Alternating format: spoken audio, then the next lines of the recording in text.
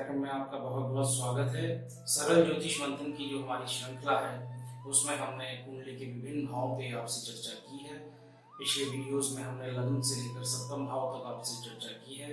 उसी क्रम में अगला भाव यानी कि अष्टम भाव, जिसको लेकर हम आज आपके सामने प्रस्तुत हुए हैं, उसके बारे में हम आपसे चर्चा करेंगे।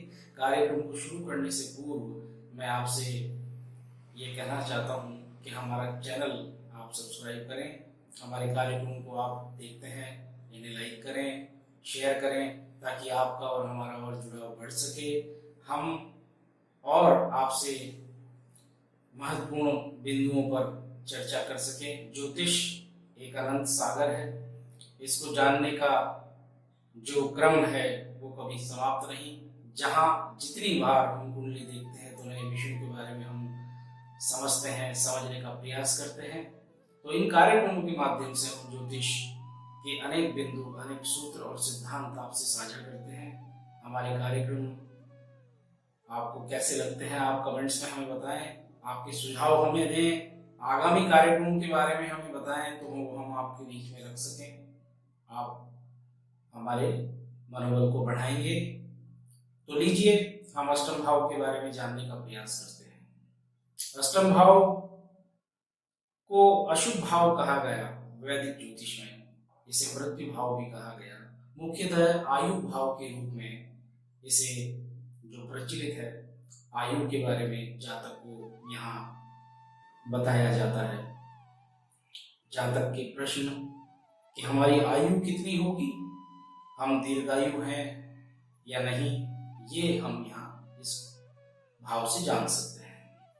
चाहे लग्न कोई भी हो, किसी भी राशि का लग्न हो, अष्टम भाव अपनी मूल प्रकृति उसकी वही समान रहेगी समस्त लग्नों में।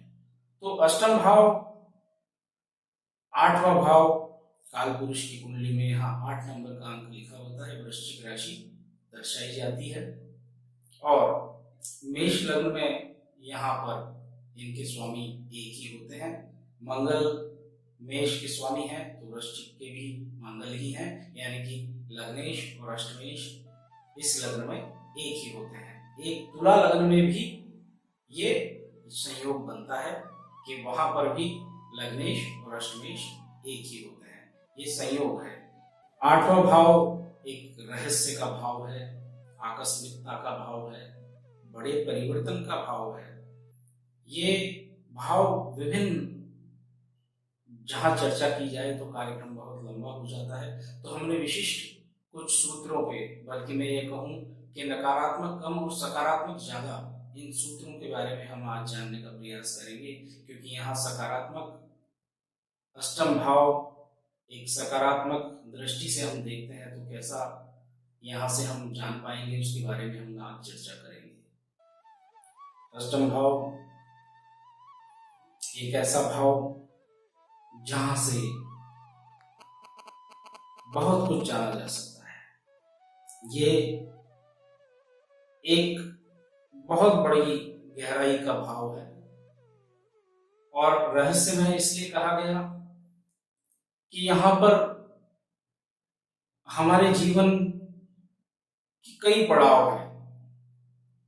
नकारात्मक इसलिए कहा गया कि गंभीर बीमारियां, बाधाएं, परेशानी, कठिनाई। अगर लग्न हमारे शुरुआत का भाव है तो ये हमारे अंत का भाव है। हम मृत्यु विचार यहां से करते हैं, हम आयु विचार यहां से करते हैं, हम पैतृक संपत्ति का विचार यहां से करते हैं, गूढ़ ज्ञान, तंत्र मंत्र, अध्यात्म, साधना, अनेक प्रकार के विचार हम यहां से करते हैं। कई बार अष्टम भाव बनी हो तो इसके फलादेश कई बार विभिन्न प्रकार से हमें शुभता दे जाते हैं। हम सकारात्मक बिंदुओं पर ही आपसे बात करेंगे आज। नकारात्मक बिंदुओं के लिए हम अगले कार्यक्रम में कभी आपसे बात करेंगे। तो जान लेते हैं सबसे पहले, अगर अष्टम भाव का संबंध अशुभ ग्रहों से होता है या अशुभ ग्रह अष्टम भाव में विराजमान होते तो वहां विपरीत प्रभाव के कारण जातक को शुभ फल प्राप्त होते हैं। वहीं अगर अष्टम भाव में शुभ ग्रह बैठते हैं तो शुभ ग्रहों के फल में कमी आती है और जातक को अशुभता प्राप्त होती है। हम आज धन किसको नहीं चाहिए, धन की आवश्यकता तो हमेशा रहती है। अष्टम भाव ऐसे चमत्कारिक प्रभाव देते हैं। आप देखिए, हम पहला सिद्धांत जानने की कोशिश करते हैं। अगर अष्टमेश और एकादशेश और द्वितीयेश और चतुर्थेश का संबंध होता है तो जातक को पैतृक संपत्ति प्राप्त होती है, जमीन जायदाद अचल संपत्ति प्राप्त होती है, जो कि उसके द्वारा कमाई हुई नहीं होती लेकिन वो प्राप्त होती है और जातक उसको ग्रहण करता है। ऐसा यहाँ पर अष्टम भाव के संबंध जब लग्नेश से, एकादशेश से और चतुर्थेश से बनते हैं तो ऐसा संभव होता है। वहीं जब अष्टम भाव का संबंध द्वितीयेश, सप्तमेश, द्वितीय भाव या सप्तम भाव या इनके स्वामियों से होता है, अष्टम और अष्टमेश का संबंध, तो ससुराल से धन प्राप्त होता है, संपत्ति प्राप्त होती है। ये भी एक सूत्र है भाई। सप्तमेश आपके दाम्पत्य का भाव है, सप्तमेश से द्वितीयेश यानी कि सप्तम से द्वितीयेश यानी कि अष्टम भाव वहां पे धनेश हो गया। तो ससुराल की संपत्ति का भी आकलन, हम ससुराल कैसा होगा, धन वहां किस प्रकार का होगा, वहां के जो सदस्य हैं वो आपसे किस प्रकार का व्यवहार करेंगे, आपके जीवन साथी की, आपके पार्टनर की वाणी कैसी होगी। ये द्वितीय भाव यानी कि अष्टम भाव, सप्तम भाव का द्वितीय भाव ये सूत्र काम करेगा। तो इससे हम बहुत कुछ जान सकते हैं। ये पुरुष और स्त्री यानी कि पति और पत्नी दोनों पर ही ये सिद्धांत लागू होगा। हम अष्टम भाव के बारे में और जानते हैं। अगला सूत्र ये है कि अगर अष्टमेश का संबंध, लग्नेश का संबंध, तृतीयेश का संबंध अगर पंचम भाव से होता है तो व्यक्ति महाज्ञानी होता है। अध्यात्म में जो भी विषय है, अनुसंधान में, विज्ञान में, किसी भी जगह पर जहां पे किसी प्रकार का रिसर्च, डेवलपमेंट या खोज या अनुसंधान होता है तो वहां पर वो जातक निश्चित तौर पर एक बहुत बड़ी उपलब्धि प्राप्त करता है।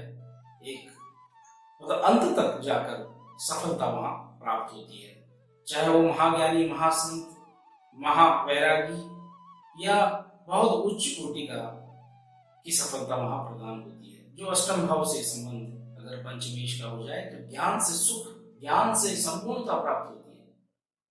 ऐसे महायोगी अष्टम भाव में पहुंचते हैं, अष्टम भाव से लाभ प्राप्त करते हैं। अष्टम भाव आपके लग्न से 8वां भाव, 8वें भाव से 8वां भाव तृतीय भाव कहलाएगा। तृतीय भाव क्रमशः अष्टम भाव से अष्टम कहलाता है। तो जब बात होती है मृत्यु को जानने की, पर जानना कोई नहीं चाहता, लेकिन फिर भी हम ये कहें कि यहाँ से मृत्यु विचार भी होता है, उनके कारणों का विचार होता है, रोगों का विचार होता है, रोगों के कारणों का विचार होता है। हम उसमें ज्यादा नहीं जाना चाहते। हम ये बताना चाहते हैं कि अष्टम भाव में कौन से ग्रह हैं जो दीर्घायु जातक को बनाते हैं। प्रथम ग्रह शनि ग्रह है। शनि ग्रह का अगर कुछ संबंध अष्टम भाव से होता है तो जातक निश्चित रूप से, या तृतीय भाव से होता है तो निश्चित रूप से जातक दीर्घायु होता है। शनि की दृष्टि अष्टम भाव पे पड़ जाए तो वो दीर्घायु होता है। यही लगभग ऐसा ही राहु के संबंध में भी होता है। राहु अगर संबंध बना ले अष्टम भाव से तो जातक को, पर ये जरूर है कि चाहे शनि हो या राहु, कुंडली में इनकी अवस्था शुभ होनी चाहिए, अवस्था बली होनी चाहिए। ये किसी प्रकार से कमजोर अवस्था होगी तो वो उसी प्रकार से नकारात्मक परिणाम अष्टम भाव में भी देंगे। हम यहाँ राहु की बात कर रहे हैं तो राहु भी अष्टम भाव में शुभ परिणाम ही देता है, जातक को दीर्घायु बना देता है। यहाँ पर हम केतु की बात करें, अगर केतु का संबंध अष्टम भाव से हो जाता है तो आकस्मिक धन की जो प्राप्ति है वो अवश्य रूप से करवाता है। केतु अष्टम भाव में बैठकर धन भाव को देखता है और जातक को यदा कदा आकस्मिक धन की प्राप्ति करवाता है, तो जातक लाभान्वित होता है। हम यहाँ पर अगर बुध का संबंध अष्टम भाव से बन जाता है तो ये बुध ग्रह उच्च कोटि का लेखन में आपको बहुत ही उन्नति प्राप्त कराता है, उच्च कोटि के लेखक बनने के पूरे योग बना देता है। वहां बुध का भी एक सकारात्मक पक्ष यहाँ अष्टम भाव में देखने को मिलता है, बशर्ते कि बुध अच्छी अवस्था में हो, कमजोर अवस्था में ना हो, तो ऐसा संपूर्ण योग यहाँ बनता है। अष्टम भाव विदेश यात्रा, अगर कोई क्रूर ग्रह का संबंध द्वादशेश का, क्योंकि अष्टम भाव से पंचम भाव द्वादश भाव है, अगर कोई क्रूर ग्रह का संबंध यहां हो जाता है अष्टम भाव से, तो निश्चित तौर पर ही आपको विदेश यात्रा ये करवाने में सक्षम हो जाता है, ऐसा योग बन जाता है। अष्टम भाव धर्म और भाग्य के नवम भाव का द्वादश भाव है। आपके धर्म, आपके भाग्य की हानि यहां होती है, ये एक नकारात्मक पहलू। तो मैं मेरे अध्ययन के अनुसार जातक अगर अपने धर्म को पूरे जीवन बनाए रखे, अपने भाग्य को नहीं तो कम से कम अपने धर्म अध्यात्म को, अपने इष्ट देव को नमन करता हुआ चलता रहे, तो निश्चित तौर पर अष्टम भाव धीरे धीरे सकारात्मकता की ओर चला जाता है। इसीलिए कहते हैं कि भक्ति में बड़ी शक्ति है। अध्यात्म की चरमोत्कर्ष अवस्था अष्टम भाव देता है। कई बड़े ऋषि मुनि जिनको हम देखते हैं तो अष्टम भाव का कहीं ना कहीं उनको योग प्राप्त है, इसीलिए वो महाज्ञानी, महात्यागी और अपने धुन में मगन होकर तपस्या करते हैं। तपस्या से सिद्धियां मंत्र से, रहस्यों से, रहस्य उद्घाटन से, चीजों को जो अज्ञात है उसको जानने से ये अष्टम भाव का प्रभाव होता है। महाज्ञानी अष्टम भाव बना देता है जातक को, अगर बली हो और ऐसा तालमेल ग्रहों का हो तो निश्चित तौर पर ऐसा होता है। धन की बात करें तो धन, पैतृक धन की प्राप्ति, अधिकार की प्राप्ति, ससुराल से धन की प्राप्ति, आकस्मिक धन की प्राप्ति, परिवर्तन होना, बदलाव होना, जीवन बदल जाना, ये सब अष्टम भाव से देखा जाता है। हम अष्टम भाव के बारे में काफी कुछ जान सकते हैं। एक भाव का अध्ययन एक कार्यक्रम में संभव नहीं, कार्यक्रम काफी लंबा हो जाता है। हम आगे कई कार्यक्रम आपके बीच में प्रस्तुत करेंगे जिसमें हम प्रत्येक भाव को हम और जानने का प्रयास करेंगे, क्योंकि ज्योतिष अनंत है, ये सागर बहता हुआ है। यहाँ इस सागर में कई मोती हैं, कई सिद्धांत हैं जो ज्योतिष जातकों की जिज्ञासा बनी रहती है, तो उसे शांत करने में ज्योतिष का बड़ा महत्व है। इस भाव के बारे में विशेषतर मैं कहूं तो ये अलौकिक भाव है। ये भाव जिसे हम जान नहीं सकते, जो पहेली है, जो युक्ति है, और जिसे समझने का प्रयास जितना किया जाए उतना कम है। मैं ये और कहना चाहता हूं कि बड़े बड़े वैज्ञानिक भी अष्टम भाव की कृपा से अछूते नहीं। एक धुन, एक लक्ष्य के प्रति धुन, चाहे सभी विषय गौण, लेकिन वो लक्ष्य हमेशा विद्यमान रहेगा। जिस लक्ष्य के प्रति ज्यादा आसक्त है,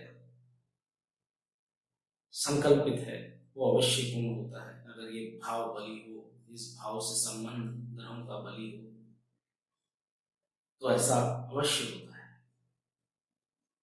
आकस्मिकता, सट्टा, शेयर मार्केट या कहीं पे भी जहां आकस्मिकता का प्रभाव है, वहां से भी धन, वहां से भी हानि, वहां से भी नुकसान फायदा इस भाव से देखा जाता है। कोई बीमारी है, छठा भाव भी बीमारी का है, रोग ऋण शत्रु का भाव है, लेकिन अष्टम भाव उस बीमारी की गंभीरता को लेकर है। उस बीमारी से मृत्यु तक, वो बीमारी कहीं हमारे जीवन का अंत न कर दे, वहां तक, उन कारणों को जानने तक अष्टम भाव सक्षम है। अष्टम भाव पूर्ण भाव, ये भाव अलौकिक भाव कहूंगा। अष्टम भाव के बारे में हमने जो आपसे चर्चा की, विभिन्न शास्त्रों से मैंने कुछ बिंदु लिए, मैंने उनका अध्ययन करके एक निचोड़ आपके सामने प्रस्तुत किया। आज की बात इतनी ही। हम अगले कार्यक्रम में अगला क्रम यानी नवम भाव के बारे में जानने का प्रयास करेंगे। पुनः आपसे यही निवेदन मेरा कि आप इस चैनल को लाइक करें, सब्सक्राइब करें, ताकि हमारा मनोबल बढ़ सके, हम और कार्यक्रम आपके बीच में पेश कर सकें, प्रस्तुत कर सकें, ताकि ज्योतिष में हम और मंथन कर सकें। ज्योतिष के सागर में हम उन बिंदुओं को तलाश सकें जो हमारे जीवन में, हमारे जीवन को सार्थकता की ओर ले जाए। धन्यवाद साथियों, धन्यवाद दर्शकों।